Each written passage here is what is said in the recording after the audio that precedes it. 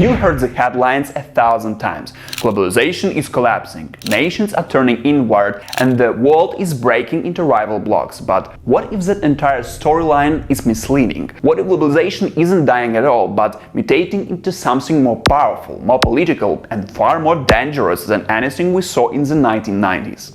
Turns out, globalization didn't die, it just got a PhD in geopolitics and minor in chaos.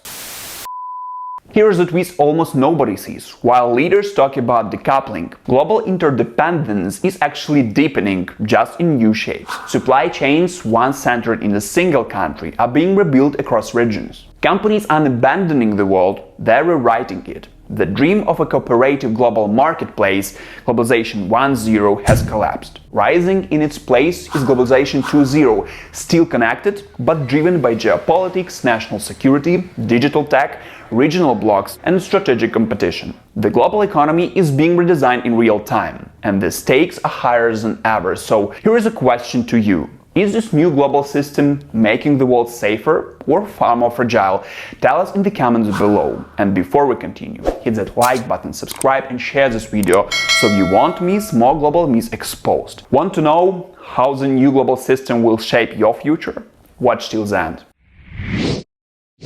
For more than a century, globalization moved in one direction, because the world always had a clear leader. In the 19th century, Britain wrote the rules of global trade, powered by an empire that controlled nearly a quarter of the world's population and more than 25% of global GDP. After 1945, the United States stepped in, creating the institutions that shaped modern globalization: the IMF, the World Bank, and GATT, while its economy made up almost 50% of global output at the end of World War II. Then came the post-Cold War era. Between 1990 and 2008, US-China economic cooperation fueled the greatest expansion of global value chains in history. China's share of global manufacturing surged from 4% in 1990 to more than 28% today. Hundreds of millions were lifted out of poverty, and the world experienced one of its fastest periods of economic integration.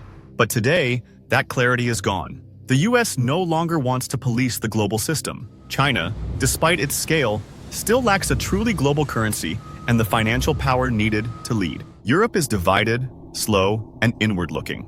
For the first time in modern history, the world lacks a single anchor. And when no one sets the rules, the system doesn't collapse, it fragments.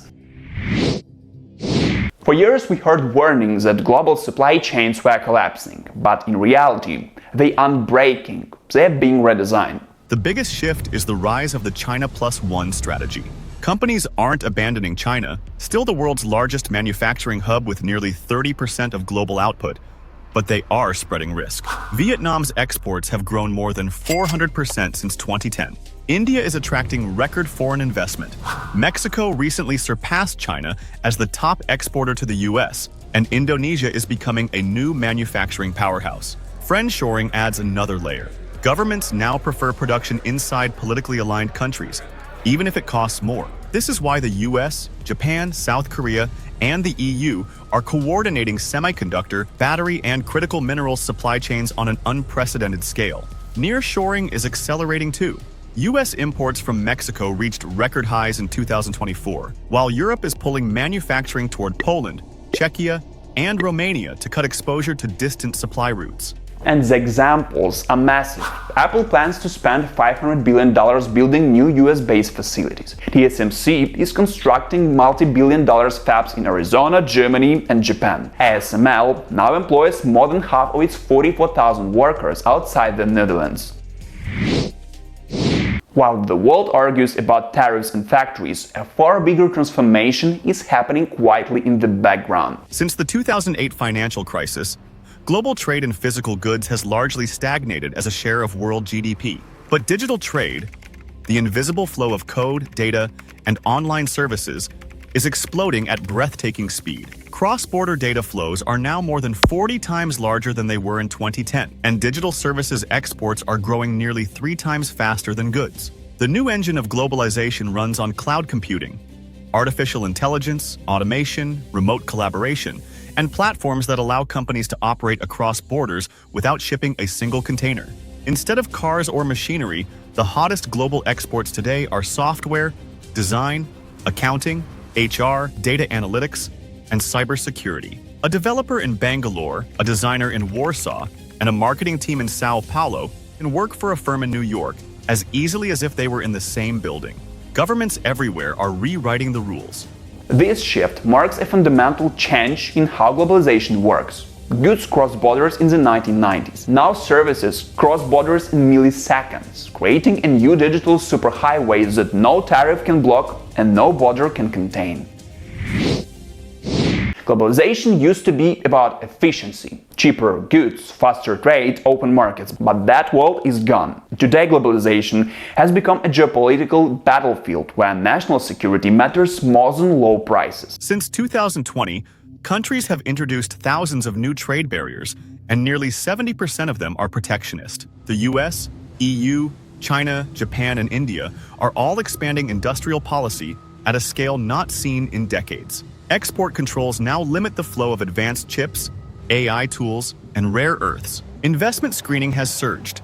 In 2023 alone, more than 40 countries tightened rules on foreign takeovers, especially in energy and tech. Military spending hit a record $2.7 trillion in 2024, the biggest jump since the Cold War. And tariffs, once seen as outdated, are back. The US has raised duties on electric vehicles, batteries, and semiconductors, while Europe is imposing new checks on Chinese overcapacity. The logic has changed. Governments no longer ask what is cheaper, but what is safest. Secure supply chains, protected industries, and technological control now matter more than efficiency.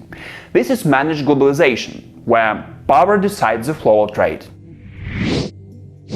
Here is a part of globalization almost no one likes to talk about. For decades, it was sold as cooperation and shared progress, but as Adriana Esteves argues, globalization was never true internationalism. It was a managerial system designed in ways that mostly benefited the richest economies. Neoliberal governments shifted welfare toward markets instead of the state, while quietly managing the side effects: environmental damage, resource extraction, migration pressures, trafficking, and insecurity in developing regions. The economic consequences were huge. Between 1990 and 2020, the global middle class almost doubled, mainly because of Asia's rise. China alone lifted more than 800 million people out of poverty. But in the West, many middle-class workers became what economists call the double losers. They lost industrial jobs to cheaper labor abroad, while domestic elites captured most of the gains. In the United States, the top 1% now holds more wealth than the entire middle class combined, and real wages for many workers have barely grown in 40 years. These pressures reshaped politics. Migration debates became louder, nationalist parties grew stronger, borders tightened, and the optimistic spirit of 2015 faded, replaced by tariffs, suspicion, and rising rivalry between major powers.